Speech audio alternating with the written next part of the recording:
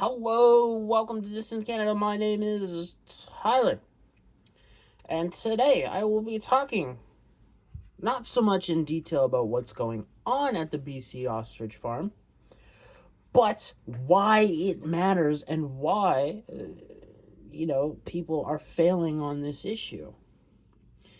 Not just Pierre, but, political influencers and such. And this is just basically to give a simple explanation of why a seemingly unimportant topic is actually extremely important to a certain part of the Canadian voter base, specifically the freedom-minded people, the people who oppose tyranny and such. And like, quite frankly, it's really simple. It's kind of obfuscated because it's like it has to do with overgrown chickens. Yes, I stand by that statement. An ostrich is an overgrown chicken. The same way that a T-Rex and a velociraptor is probably also a prehistoric overgrown chicken, from what we understand. You can specifically see that with renderings of taro birds. That is a nasty overgrown chicken that scares the crap out of me ever running into one of those things. And it's why I'm very much against the people who are trying to basically perform necromancy and weird science to bring back, say, the woolly mammoth, because it's only a matter of time till someone's like, hey, we found fairly relatively intact DNA of one of these overgrown chickens with teeth. So let's make it. Plus, back there's like 5 books series that has in the world building part of the novelizations, or they're just the novels of, hey, when you go too far and you just bring back all these extinct animals, shit gets really crazy and it's really scary. And surprisingly, not one of them is the Jurassic Park books, which I should get because they kick ass. But anyways, the giant chickens, why it matters. It's a proxy issue, very much like the Epstein issue is for MAGA Republic, or certain MAGA Republicans in the United States. It is an issue that, while it does have to do with some very bad things, it's mostly has to do with the government doing what it wants, when it wants, how it wants, and you have no recourse to stop the evil that they are doing. That's why this is important. And after the last 5 years, yeah, you can say the last decade, but if you're going to do that and just say, oh, it's all the liberals' fault, all the UN stuff that you're seeing come to fruition now was signed by Stephen Harper. Yeah. A lot of failed laws or bad laws were signed by both parties. It's not a one-side issue. It's a Canadian politician issue, because it's extremely hard to hold Canadian politicians accountable because of the parliamentary system. Because parliamentary systems are stupid. But anyways, again, the reason why this is important is it is a proxy issue. The issue that really people are getting at is that they've had enough of the government coming in to their lives and screwing stuff up. All right? It just so happens that this issue, why it's so big, is because you've got a mostly defenseless, overgrown chicken that, I say defenseless because it can't advocate for itself. It's a goddamn overgrown chicken. Though I would like to try an ostrich egg. Wonder if they're better than chicken eggs. Besides the point, it can't really defend itself against the RCMP. Giant chicken versus bullets does not go well for the giant chicken. So it's got that, how, say, PETA and other animal rights act orgs got big is, they're defending the cute, cuddly little animal, mostly defenseless against humans, because how do you beat something that if it wants to, it can get a helicopter and, like, one tap you from way out of its range of perception? Or, you could even just have a rifle that's long range. But, like, I'm thinking of, like, hunting boars, in Texas. The most effective way to do that is from a helicopter with a machine gun, which is the most American thing ever, and I love it. Love it. But back to the topic.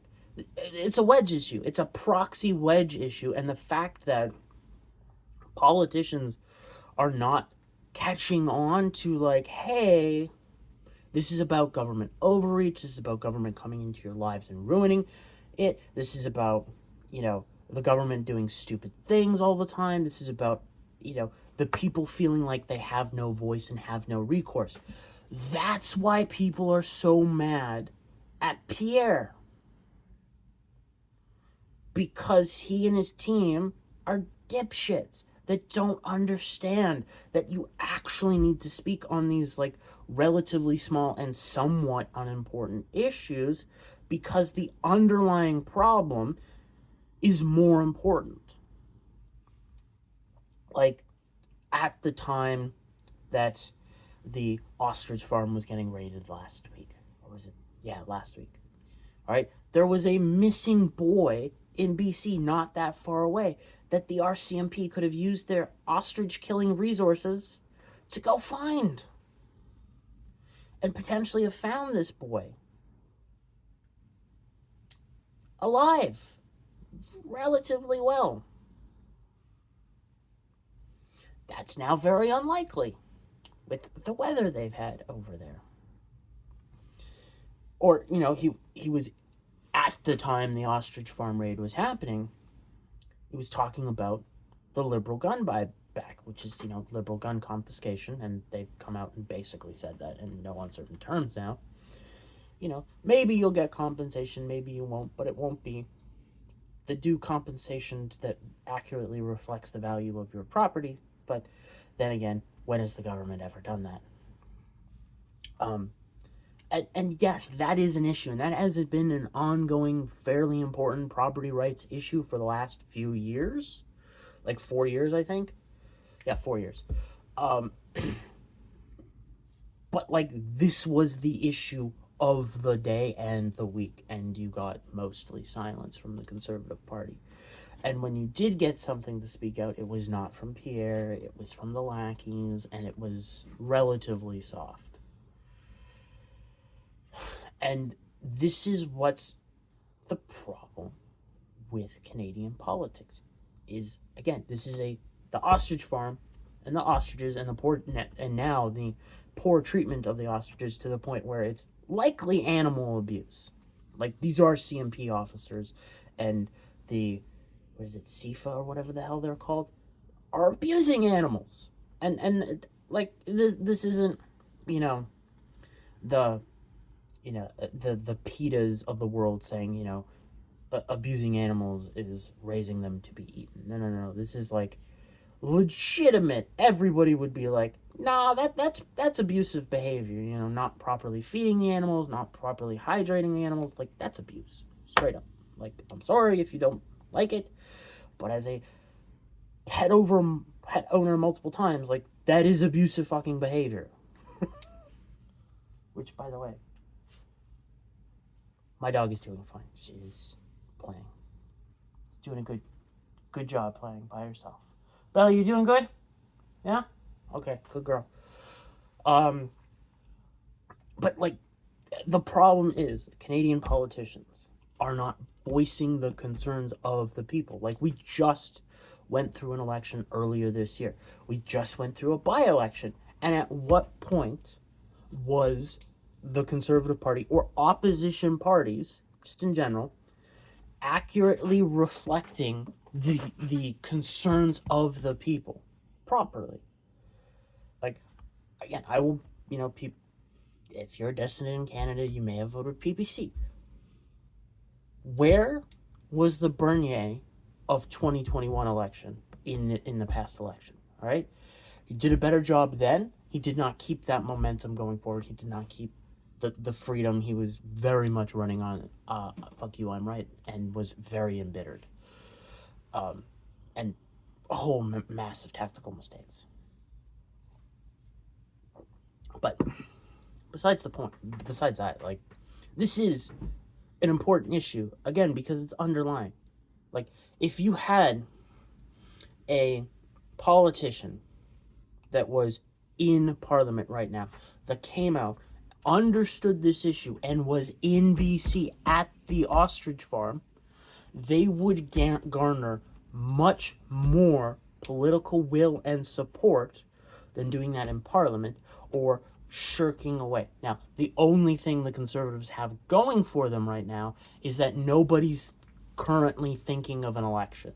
If this was an election that was coming up, like say we had an early election that was called for April, they would be underwater already because of not understanding that the people need a voice, and that voice is screaming for government accountability. You have the same thing in the United States.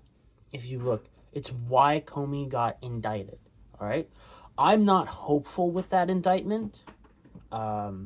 It's in a particular part of Virginia where the jury pool is so far establishment, there's no chance of a fair trial for Comey because they're all on his side. The judge is also on his side. It doesn't, like, the way the indictment system and then charges and trials work in the United States at the federal level doesn't mean they can't move this to a different federal district, say Florida, where you would get a better result. But when Comey most likely walks free from this, and, like, there's no repercussions, Trump is going to have a serious problem. J.D. Vance is going to have a serious problem. America is going to have a serious problem because America, who just elected or recently re-elected a president they thought that would stand up for them, defend them, fight for them, failed to do so. They'll start to see the political option as non-viable. And they already think the judicial approach is non-viable. In America, there are three ways you can, that's said that you can get things done. You have, or three boxes. You have the ballot box, the jury box, and the ammo box.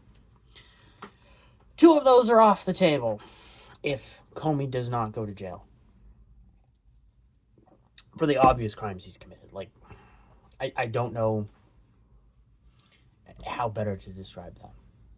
And you're getting to the same point in Canada, which is why the ammo box is being taken away as well, with the Carney's, or not Carney, it's Trudeau, but it's now Carney's orchestrating it, gun confiscation program without due process and without due compensation afforded property owners.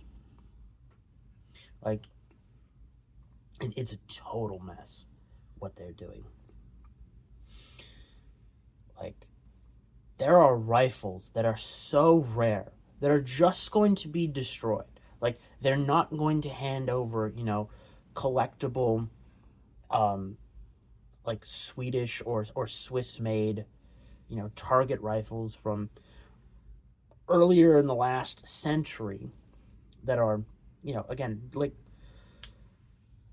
boutique rifles that are collector's items and historical artifacts in reality. Or at least, gun manufacturing artifacts, historical artifacts. And they're probably just going to destroy them. Like, the whole thing of, we're going to send them to Ukraine. No, you're not. You're not going to send a whole crap ton of basically useless. What like who's gonna send a semi-automatic or like Lee Enfields? Who's gonna send a Lee Enfield rifle? Who's gonna willingly in Ukraine, use like an SKS? I mean, the Ukrainians may be having that problem. Or who's gonna use a Mosin? Like what? Who's gonna use what's that? The 22 Ruger rifle that Canadians love, or the 22 variant of a not MP5. Like those are what Canadians mostly use. Like understandable, like the hunting rifle calibers. Yeah, sure, fine, but the majority of the rifles are like bolt action or like very limited semi-automatic weapons where you want select fire weapons that have more robust, well built bolts and receivers, because there's a lot of guns on the list have quality issues, and they probably wouldn't stand up to the conditions in Ukraine, such as mud, very well. Who knows? Anyways, like it's just baffling that even influencers who like their entire job as a political influencer is to understand the the voters' feelings on topics. Like that's generally the idea behind an influencer is you have to understand the audience, which is the voter, and then you can either push them or nudge them in the direction you wish, of the side you wish to support. And the fact that they can't even understand that the underlying issue is government overreach. Now, I'm not saying that's all of the political influencers. It is just a few of them. It's mostly the ones who were, hopping on Pierre's knob like there was no tomorrow for the last couple years. That were like, I don't understand why you want me to waste my time to defend the overgrown chickens. Again, the problem isn't the chickens. It is the government doing stupid, dumb shit, wasting money, and Canadians feeling helpless to do something about it. That is the problem. And the fact that the Conservative Party can't catch on to that should signal to everybody that ever voted for the Conservative Party of Canada to be like, oh, these people can't represent me. They legitimately do not have it in themselves to take a risk and stand up for the Canadian people. That's the problem. Which is why likely Canada is going to head down a very dark path.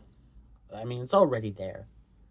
Like, the Carney administration's already cracking down on ISPs for having unreliable internet. That is the signal that they're going to try and bring in full-on digital-backed central bank currencies, full-on digital ID systems, and you'll likely, as you have seen Carney repeatedly state, he wants to bring AI and make, AI a big thing in Canada. It's not buzzwords. It's because if you want to do a CBDC and a digital ID system, and you want to link that, and you want to track everything that's being done, these people need to bring about their electronic god of AI. However dumb that is. Because, like the Chinese are doing pseudo it. They're faking a lot of it. They're just doing it through massive manpower resources. and it's still broken and jank as hell from what I can tell. You want the system to be 100% reliable because you want that constant oppressive fear in your populace. If it's unreliable, all right, people will find a workaround to it. So you want it to be reliable. You want them to be able to 100% rely on it, which is why that's very, very scary coming down the pipeline.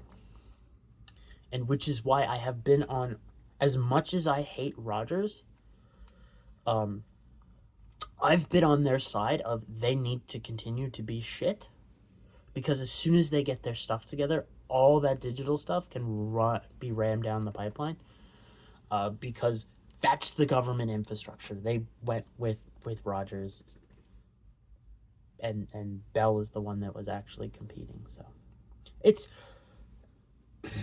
a sad state that you don't have a